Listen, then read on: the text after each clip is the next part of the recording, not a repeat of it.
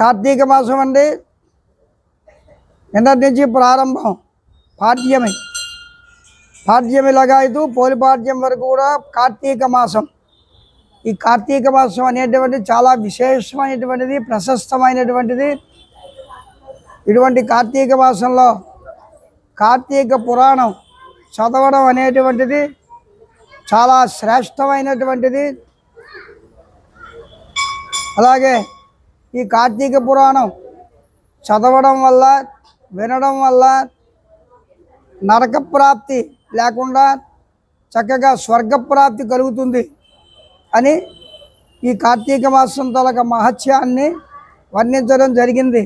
నిన్న ప్రథమోధ్యాయ, నిన్న పాడ్యమిలో 1వ అధ్యాయం ప్రారంభమైంది.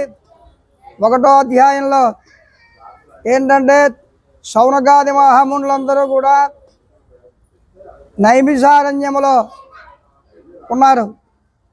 అటువంటి శౌనకాది మహామునులందరికీ ఈ నైమిషారణ్యములో ఉండేటువంటి సూత మహాముని గురువు గారు అన్నమాట. ఆ సూత మహాముని ఈ శౌనకాది మహామునులందరూ కూడా ఆయన అడుగుతున్నారు, ఓ మహానుభావ, పురాణాలు అలాగే అనేక రకాలైనటువంటి యాగాలు, యజ్ఞాలు, క్రతువులు అన్నీ ఉన్నాయి కదా, అలాగే కార్తీక మాస మహత్యం ఏ విధంగా ఉంటుంది, కార్తీక మాసంలో ఎలా చేయాలి, ఎప్పుడు చేయాలి, ఏ అధ్యాయంలో ఎలా చేయాలి, పౌర్ణమి నాడు ఏం చేయాలి, ఏకాదశి నాడు ఏం చేయాలి, ద్వాదశి నాడు ఏం చేయాలి అనేటువంటిది ఒక్కొక్క అధ్యాయంలో ఒక్కొక్క విశిష్టత చెప్పడం జరిగింది. అలాగే నిన్న పాడ్యమి కదా, ప్రథమోధ్యాయ, మొదటి అధ్యాయంలో ఏంటి చెప్పారంటే ఈ నారద మహాముని ఈ సూత మహామునికి అడుగుతున్నాడు, ఓ మహానుభావ, కార్తీక మాస మహత్యం ఏ విధంగా ఉంటుంది చెప్పండి అని. అప్పుడు నారద మహాముని బ్రహ్మగారి దగ్గరికి వెళ్ళి అడుగుతాడు. బ్రహ్మగారు చెప్తారు. బ్రహ్మగారు మొదట సరస్వతీదేవికి, అలాగే మహావిష్ణువు మహాలక్ష్మీదేవికి, రుద్రుడు పరమేశ్వరుడు పార్వతీదేవికి ముందు ఈ కార్తీక మాస విశిష్టతను వర్ణించి చెప్తారు. అది అయిన తర్వాత ఈ శౌనకాది మహాములందరికీ కూడా సూత మహాముని 1వ అధ్యాయంలో చెప్తున్నాడు, అయ్యా, మిథిలాపురి అనేటువంటిది జనక మహారాజు గారు పరిపాలించేటువంటి దేశం. ఆ జనక మహారాజు గారు అంటే సీతమ్మ తాలూకా, సీతమ్మవారి తాలూకా తండ్రి. ఆ మిథిలాపురి నగరానికి చక్కగా పరిపాలన చేస్తూ ఉన్నాడు. ఎవ్వరికి కూడా ఎటువంటి లోటు కూడా లేదు. పంటలు సస్యశ్యామలంగా పండుతున్నాయి. పశువులకు కూడా గ్రాసం అనేటువంటిది చక్కగా దొరుకుతున్నది. ఎవరి దగ్గర కూడా పేదరికం అనేటువంటి సమస్య లేదు. అందరూ కూడా ఆ జనక మహారాజు గారి దగ్గరికి కష్టం వచ్చినా నష్టం వచ్చినా ఆయన దగ్గరికి వెళ్ళగానే ఆయన తన శక్తి కొలది ఆ తాలూకా ప్రజలకి అన్ని విధాలుగా ఉపకారం చేస్తూ ఆ మిథిలాపుర రాజ్యం రామరాజ్యం, రాముడెవలో ఇంతగాలుడే అయోధ్యాపురివాసి. అయితే ఈ జనక మహారాజు గారి తాలూకా పరిపాలన వ్యవస్థ, ఆయన చూసేటువంటి ప్రజలకి అనేక రకాలైనటువంటి గొప్పతనాన్ని ఆ ప్రజలందరూ కూడా చెప్పుకుంటూ ఉన్నారు. అటువంటి సమయంలోని వశిష్ఠ మహాముని వస్తాడు జనక మహారాజు గారి దగ్గరికి. అయ్యా, నేను యజ్ఞయాగాది క్రతువులు చేయాలి అనేటువంటి సంకల్పంతో మీ దగ్గరికి వచ్చాను. మీ రాజ్యంలో ఉండేటువంటి కొంత ధనాన్ని నాకు ఇవ్వండి, ఇస్తే నేను యాగం చేసుకుంటానని చెప్పేసి అంటాడు. అనగానే ఈ జనక మహారాజు గారు ఆయనకి కరువేమిటి, ఆ రాజ్యంలో ఉండేటువంటి ఆ భటులను మంత్రిని పిలిపించి ఆ ధనాగారం కోశాగారం నుంచి కొంత ధనాన్ని ఆ వశిష్ఠ మహారాజు గారికి ఇస్తే ఆయన వెళ్ళిపోయి చక్కగా యాగాన్ని చేసుకున్నాడు. అటువంటి వశిష్ఠ మహాముని తాలూకా వృత్తాంతం ఈ ప్రథమోధ్యాయంలో చెప్పడం జరిగింది. అలాగే ఈ జనక మహారాజు గారు దాన ధర్మాలు చేస్తూ ప్రతి సంవత్సరం కూడా కార్తీక మాసంలో వచ్చేటువంటి ఏకాదశి, పౌర్ణమి, ద్వాదశి, చిలుకుల ద్వాదశి, దానికే క్షీరాబ్ది ద్వాదశి అని చెప్పేసి అంటారు.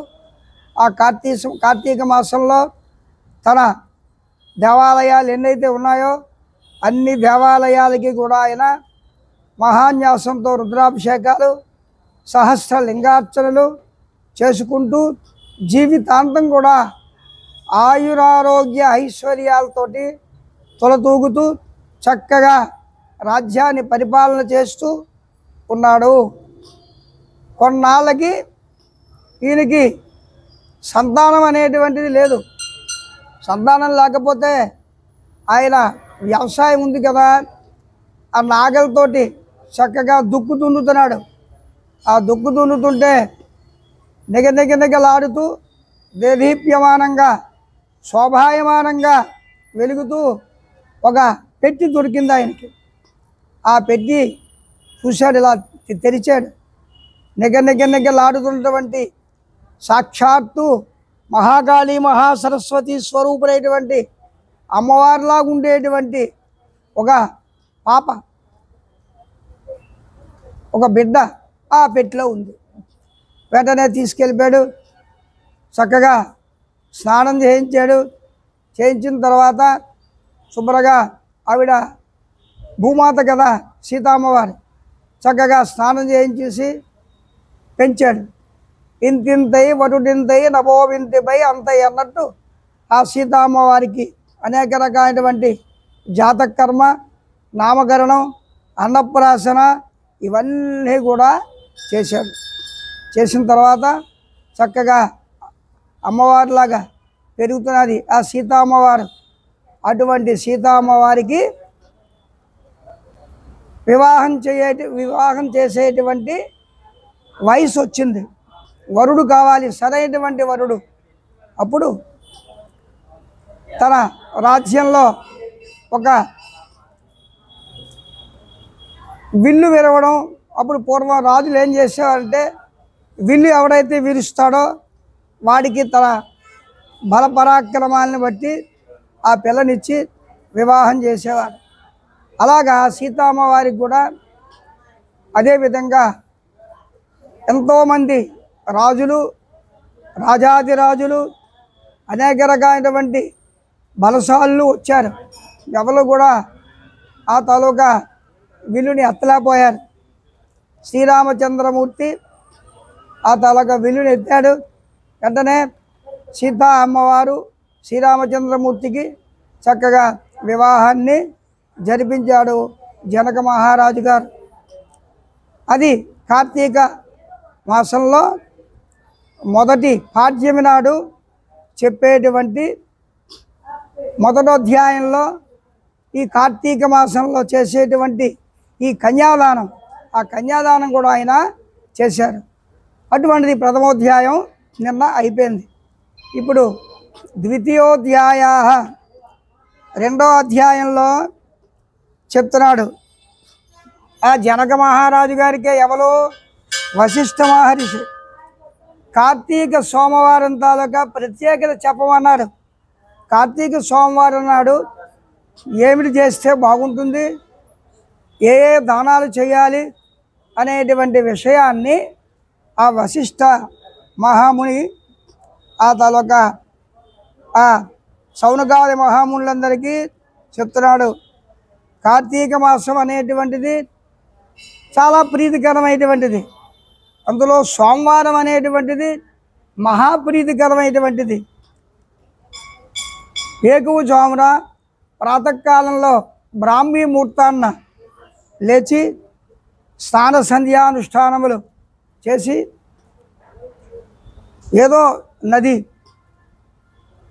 కృష్ణా, గోదావరి, లేకపోతే యమున, కావేరి, కృతమాల, తామ్రబర్ణి, గభస్తి, రేణుక, మలాపహారి ఏదో నదిలోని చక్కగా స్నానం చేసుకొని, నది లేకపోతే నూతి దగ్గర స్నానం చేసుకొని, అది అయిన తర్వాత విష్ణాలయం కానీ అలాగే శివాలయం కానీ వెళ్ళి ఆవు నేతితో కానీ నువ్వుల నూనెతో కానీ 3 ఒత్తులు సాధ్యం త్రివర్తి సంయుక్తం వనినా యోజితం ప్రియం గృహాణ మంగళం దీపం త్రైలోక్యం తిమిరాపహ బచ్చాదీపం ప్రహిష్యామి దేవాయ పరమాత్మనే త్రాహిమాం నరకాత్ ఘోరాత్ దివ్యజ్యోతిర్నమోస్తుతే.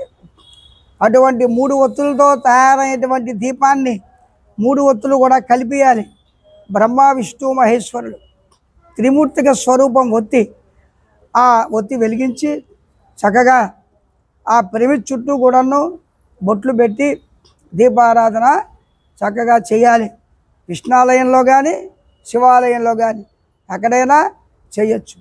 అక్కడ లేకపోతే ఆ మునులు ఋషులు ముడి పొంగవులు వాళ్ళు అరణ్యాలంటూ ఉంటారు.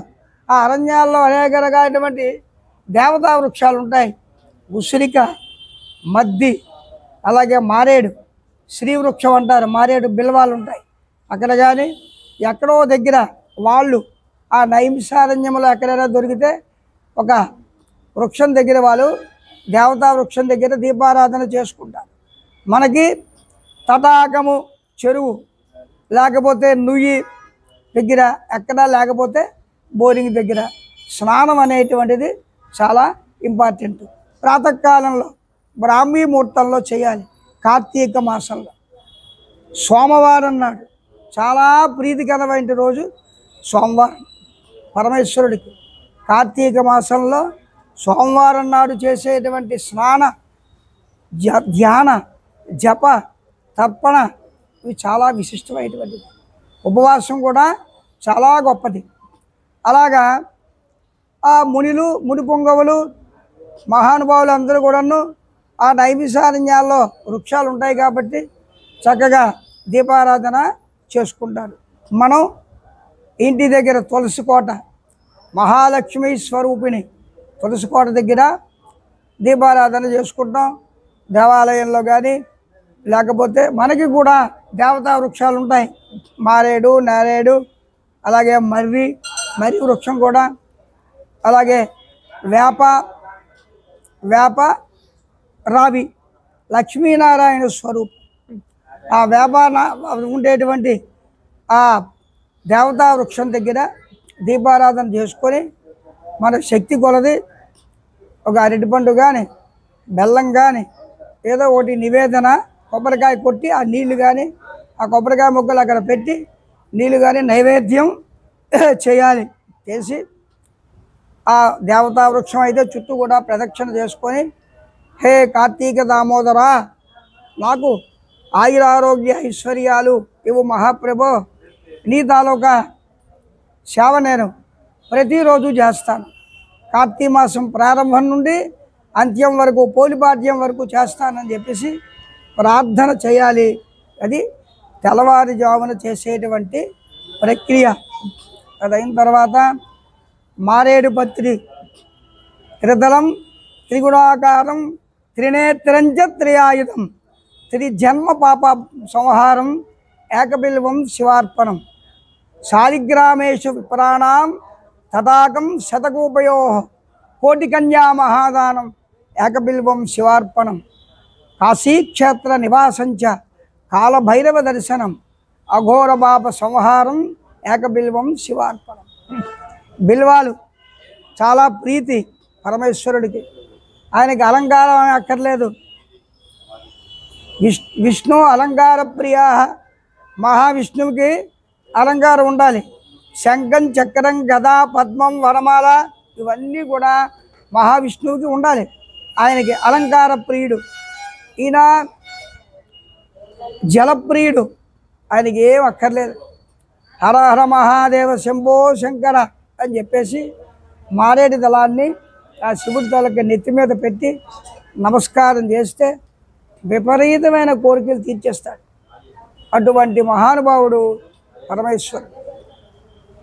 అలాగ బిల్వాలు తీసుకొచ్చి ఆ స్వామివారికి బిల్వార్చన చేసి ధూపదీప నైవేద్యాలతోటి షోడశోపచారాలతోటి పూజ చక్కగా చేసి నైవేద్యం హారతి కూడా ఇవ్వాలి సోమవారం నాడు. 2వ అధ్యాయంలో సోమవారం గురించే చెప్పాడు చక్కగా. తర్వాత చతుర్వేదాలు చదువుకున్నటువంటి బ్రాహ్మణోత్తములు వేదాంగ పండితులు ఎవరైతే ఉన్నారో వాళ్ళకి శాలిగ్రామ దానం. ఈ శాలిగ్రామం అనేటువంటిది పరమేశ్వరుడికి ప్రీతి, విష్ణుమూర్తికి కూడా ప్రీతి. అటువంటి శాలిగ్రామ దానం అనేటువంటిది ఏకాదశి నాడు చేయొచ్చు. అలాగే సోమవారం నాడు ఉదయం చేసేసి ఆ శాలిగ్రామానికి హరిద్రంతో అనేక రకాల పుష్పాలతోటి జలంతో శుద్ధ జలంతో అభిషేకం చేసి ఆ శాలిగ్రామ దానం అనేటువంటిది చేయాలి. చేస్తే ఆ పరమేశ్వర తలకు అనుగ్రహం అనేటువంటిది చక్కగా ఉంటుంది. అలాగే సోమవారం చేసే వ్రతాన్ని చేయాలి. ఈ కార్తీక సోమవారం ఫలం ఏ విధంగా ఉంటుంది అంటే, పూర్వకాలంలోని కాశ్మీర దేశంలో ఒక బ్రాహ్మడు ఉండేటువంటి వాడు. అతడు పురోహితుడు. 4 వేదాలు కూడా క్షుణ్ణంగా చదువుకున్నాడు. ఋగ్వేదము, యజుర్వేదము, సామవేదము, అథర్వణ వేదము. అటువంటి మహానుభావుడు పురోహితుడు చక్కగా యజ్ఞయాగాది క్రతువులు చేసుకుంటూ చక్కగా బ్రతుకుతున్నాడు. అటువంటి మహానుభావుడికి ఆ బ్రాహ్మడికి ఒక కుమార్తె ఉన్నది. అయితే ఆ కుమార్తె ఏం చేసిందంటే చక్కగా విద్యాభ్యాసం చేసుకుంది. అది అయిన తర్వాత ఆ బ్రాహ్మణోత్తముడు కన్యాదానం చేశాడు. ఇప్పుడు కార్తీక మాసంలో కన్యాదానం చాలా గొప్పది. అన్ని దానాల కన్నా కన్యాదానం అనేటువంటిది చాలా గొప్పది. అందుకే మగపిల్లడి కన్నా ఆడపిల్ల కూడా కావాలి, కన్యాదానం మనం చేయాలి. ఎన్ని దానాల కన్నా అన్నదానం, కన్యాదానం మనం వివాహ ప్రక్రియలో చేసేటువంటిది కన్యాదానం. అటువంటి కన్యాదానాన్ని ఈ బ్రాహ్మణోత్తముడు, ఈ కాశ్మీర దేశంలో ఉండేటువంటి ఈ బ్రాహ్మడు చక్కగా ఒక ఉత్తమమైనటువంటి బ్రాహ్మణుడికి అల్లుడికి కన్యాదానం చేసేసాడు.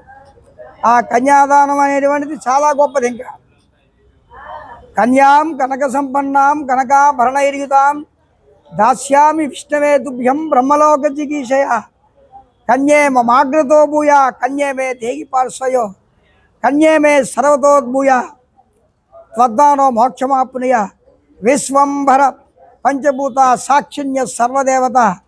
కన్యాదానం చేస్తున్నప్పుడు సాక్షులెవలు? పంచభూతాలు, పృథివ్యాపస్తేజో వాయురాకాశ ఇంద్రాగ్ని యమ నిరుతి వరుణ వాయు కుబేర ఈశాన్య అష్టదిక్పాలకులు వాళ్ళందరూ కూడా మనం కన్యాదానం చేస్తే చూస్తారట. మీద నుంచి వీళ్ళు చూస్తారు దేవతలు, వీడు కన్యాదానం చేస్తున్నాడు, చాలా గొప్ప పని చేస్తున్నాడు అని చెప్పేసి. అందుకు కన్యాదానం చేయడం వల్ల చాలా విశిష్టమైనటువంటిది. చేసేటువంటి ఆ తండ్రి స్వర్గలోకం వెళ్తాడు, ఈవిడ స్వర్గలోకం వెళ్తుంది, అల్లుడు స్వర్గలోకం వెళ్తారు. తన సంతానం అంతా కూడాను చక్కగా యమబాధలు లేకుండా స్వర్గలోకానికి వెళ్తారు. అటువంటి కన్యాదానాన్ని ఈ బ్రాహ్మణోత్తముడు చేశాడు. ఎవరికి చేశాడు? సౌరాష్ట్ర దేశీయుడు అనేటువంటి మిత్ర శర్మ అనేటువంటి ఒక వరుడికి ఇచ్చి తన కుమార్తె అనేటువంటి నిష్ఠూరి, ఆ కుమార్తె పేరు నిష్ఠూరి, ఆమెను తీసుకెళ్ళి ఆ వరుడికి చక్కగా కన్యాదానాన్ని చేశాడు. వివాహం చక్కగా జరిగింది. చాలా అన్యోన్యంగా చక్కగా వీరు విదేశాలు వెళ్లకుండా ఇక్కడే కాలం గడుపుతూ హంగ వంగ కళింగ కాశ్మీర కాంబోజ సౌవీర సౌరాష్ట్ర మహారాష్ట్ర మగధమాలవ నేపాల గౌడ సింహళోత్కర ద్రవిడ కర్ణాట నాట కుక్కురుగురు గాంధార విదర్భ విదేహ బాహ్లిక బర్బర కేకయ కోసల కుంతల అన్ని రాజ్యాలు కూడా మామగారు చెప్పినట్టు అన్ని రాజ్యాలు తిరిగి ఆ రాజుల తాలూకా అభిమానాన్ని సంపాదించుకున్నాడు ఈ అల్లుడు గారు. చాలా మంచివాడు. మామగారికి ఎటువంటి సుగుణాలు ఉన్నాయో అల్లుడికి కూడా మంచి సుగుణవంతుడు, గుణవంతుడు ఆ బ్రాహ్మణుడి తాలూకా అల్లుడు. అది అయిన తర్వాత కొంతకాలం అయింది. ఈమె మట్టుగా ఏం చేసిందంటే భర్తతో అనుసంధానం లేకుండా, భర్తని గౌరవించకుండా, అత్తమామలని చక్కగా చూడకుండా అనేక ఈతి బాధలు పెడుతూ, భోజనం కూడా వేళకి అత్తమామకి పెట్టకుండా కోడలు చాలా ఇబ్బంది పెడుతుంది. అదే కాకుండా అనేక రకాలైనటువంటి పురుషులతోటి సాంగత్యం కూడా చేస్తున్నాడు. ఈయన చూస్తే చక్కగా మంచి మహానుభావుడు, తండ్రి మహానుభావుడు, భర్త మహానుభావుడు. ఈ పిల్ల చూస్తే అలాగా తయారైంది. వెచ్చలవిడిగా ఇష్టానుసారంగా ప్రవర్తిస్తున్నది. ఏం చేస్తారు? గుణాలు అనేటువంటిది మనిషి తాలూకా అంతర్గతంగా వాడికి పురుషుడు కానీ స్త్రీ కానీ జ్ఞానం అనేటువంటిది ఉండాలి. అది లేదు. నా భర్త గొప్పవాడు, నా తండ్రి గొప్పవాడు, రాజాదిరాజు మహారాజు, అటువంటి తాలూకా సంతానం నాది అనేటువంటి జ్ఞానం లేకుండా వెచ్చలవిడిగా చక్కగా తిరుగుతున్నది. ఎవరితో కూడా మాట వినకుండా కొంతకాలం అయింది. భర్త మీద కూడా ఆ తాలూక భార్యకి, ఆ పిల్లకి విముఖత ఏర్పడ్డది. ఈ భర్తను శుభ్రంగా చంపేస్తే నాకు మరి ఈ బాధ ఉండదు, నాకెందుకు ఈ బాధ, ఆయన వల్లే కదా, ఆయన లేడనుకో నాకు మరీ విచ్చలవిడి చక్కగా తిరగచ్చు, ఎవరు అడగరు అని చెప్పేసి చక్కగా ఒకనాటి రాత్రి ఆ భర్తని ఒక పెద్ద బండరాయి పెట్టి నెత్తి మీద కొట్టేసి చంపేసి ఎవరిలో తీసుకొచ్చి తన తాలూకా ముప్పిడి గత్తెలు ఉంటారు కదా, వాళ్ళు తీసుకొచ్చి చక్కగా ఓ చెరువు దగ్గర పాతేసింది. యవ్వనం అనేటువంటిది కొంతకాలమే. శైశవేశ విద్యానాం యవ్వనే విశేషణాం వార్ధకే మునివృత్తీనాం. ఆఖరినే ముని త్యజాం, శరీరాన్ని త్యజించేస్తాం ఆఖరిలో, అంతే కదా. శరీరం అనేటువంటిది శాశ్వతం కాదు, ఎప్పటికైనా పడిపోవలసిందే. యవ్వనం ఉంటుందా? ఉండదు. అలాగా విద్య బాగా అభ్యాసం చేసింది, యవ్వనంలోనే ఆవిడ జీవితం పాడైపోయింది. ఈయనేం చేస్తుంది? కొన్నాళ్ళకి ఆవిడికి వృద్ధాప్యం దాపురించింది. ముసలితనంలో ఎలాగుంటుంది పరిస్థితి అందరికీ తెలిసిన విషయమే. అదైపోయిన తర్వాత ఆవిడికి చేసింది మహాపాపం. కుష్ఠవ్యాధి వచ్చేసింది. ఆ కుష్ఠవ్యాధితో బాధపడుతున్నది. శరీరం అంతా ఇంతేసి బొబ్బలు ఎక్కిపోయి రక్త మాంసాలు బయటకు వచ్చేసాయి. భీకరంగా, కురూపిగా, దరిద్రంగా కనబడుతున్నది. అప్పుడు తమకి ఆలోచన వచ్చింది, అయ్యో నేను చేసేటువంటి పాపాలు ఇంత అంత కాదు, మహాపాపాన్ని ముడిగట్టుకున్నాను, భర్తనే ఒక బండరాయి పెట్టి చంపేశాను, నాకెందుకు జీవితం అని చెప్పేసి బాధపడుతూ తాను చనిపోవాలని కోరుకుంటున్నాను. ఈతి బాధలు ఉండేటువంటి వాళ్ళు చనిపోరు, అలాగ ఈడుస్తూ ఉంటారన్నమాట. ఆ కష్టాలు బతికుండకుండా వాళ్ళు కష్టాలు పడతారు, నానా పాటలు పడతారు. చనిపోతే ఈవిడికి బాగుండు కదా, మరి ఆ చనిపోయే అవకాశం కూడా లేకుండా అయిపోయింది. చేసేటువంటి పాపాలు ఈ జన్మలోనే ఇక్కడే అనుభవిస్తున్నారు. కొంతకాలం అయింది, చనిపోయింది ఆవిడ. చనిపోయిన తర్వాత యమభటులు వచ్చారు. యమభటులు వచ్చి ఇప్పుడు కార్తీక పురాణంలో ఏం చెప్తారంటే, యమకింకరులు వాళ్ళు ఏం చేస్తారు, పాపం చేసేటువంటి వాళ్ళందరికీ కూడా యమలోకానికి నరకలోకానికి పట్టుకుపోతారు. ఏమాత్రం పుణ్యం చేసుకున్నా తిన్నగా స్వర్గప్రాప్తి కలుగుతుంది. నరకం స్వర్గం అనేటువంటిది కార్తీక పురాణంలో ఒక ప్రత్యేక భాగం. ఆ విధంగా ఆవిడ చనిపోయింది. చనిపోయిన తర్వాత యమభటులు వచ్చి ఆవిడని తిన్నగా తీసుకుపోయారు. యమభటుల తాలూకా వృత్తి ఏమిటి? ప్రవృత్తి. వాళ్ళు శీర్షాన్ని కరిగించి చెవిలో పోస్తారు, ఇనుము కరిగించి చెవిలో పోస్తారు, అనేక రకాలైనటువంటి బాధలు పెడతారు. ఆ బాధలు మనం భరించలేనటువంటి స్థితి యమబాధలు అంటారు. వాటికే నానా పాటలు పడుతున్నది, చాలా ఇబ్బంది పడుతున్నది. నాకేమిటి జన్మ, నేనేమైనా పూర్వజన్మలో పాపం చేశానా అని ఆలోచించుకుంటే గుర్తుకొచ్చింది ఆవిడ చేసింది. ఒకటి, భర్తని చంపేసింది. 2, సాంగత్యం, పరపురుష సాంగత్యం చక్కగా విచ్చలవిడిగా చేసింది. అవన్నీ గుర్తుకొచ్చాయి. వచ్చిన తర్వాత ఏం చేస్తుంది? బాధ పడుతూ ఉన్నది. అలా బాధపడుతున్న తర్వాత కొంతకాలానికి ఆవిడికి జ్ఞానోదయం కలిగింది. జ్ఞానోదయం కలిగి వెంటనే ఏం చేసిందంటే, అక్కడే ఒక దేవాలయం ఉంటే, నరకంలో కూడా అనేక రకాల దేవాలయాలు ఉంటాయి. ఒక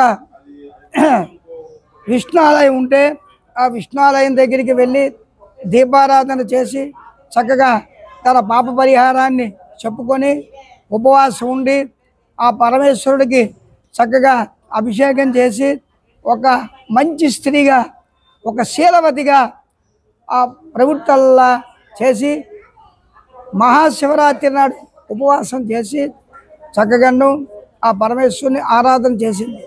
వెంటనే మళ్ళా వీళ్ళు వచ్చారు. ఎవరు?